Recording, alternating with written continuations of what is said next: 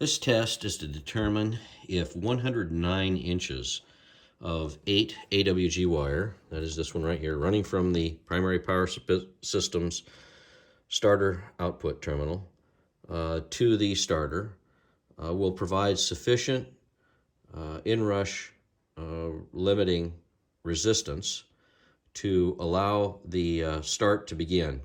The number 8 wire is really too small for the current, and so I've wired in a high capacity contactor here with a paralleled number 8 that, using this switch to simulate an input from the ECU, I will activate. I'll close this contactor once the start has begun, assuming that the PPS actually gets the starter turning.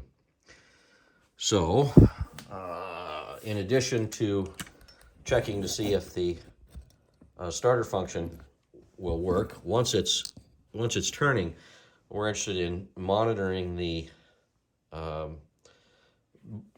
voltage at the starter and also oil pressure, just to verify that we're getting good oil pressure. So everything is ready to go. Battery switch is now on. The temporary master switch is on. The starter switch is in the off position. Circuit breaker is now on that activates the starter switch. And I will shout once I activate the contactor, so as to allow a review of the video to determine how much the voltage came up when the contactor was activated. So the start begins in 3, 2, 1. Yeah!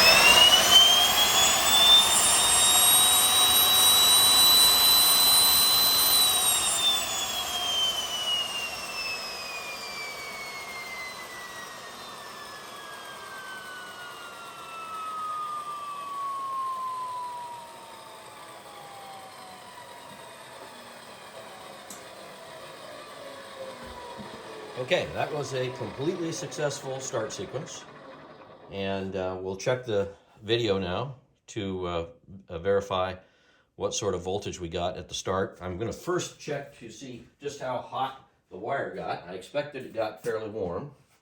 Yeah, it's not too bad. I think that will work. So I'll test this a couple of more times to confirm that the strategy works without getting the wires too warm.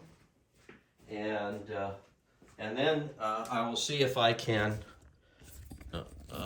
The intent then is to create a coil with this 109-inch wire, the wire that's used initially in the start.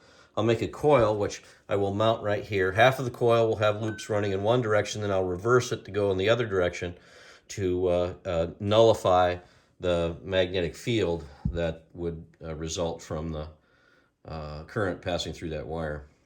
So that's test number 1 successful. We'll see how it goes from here.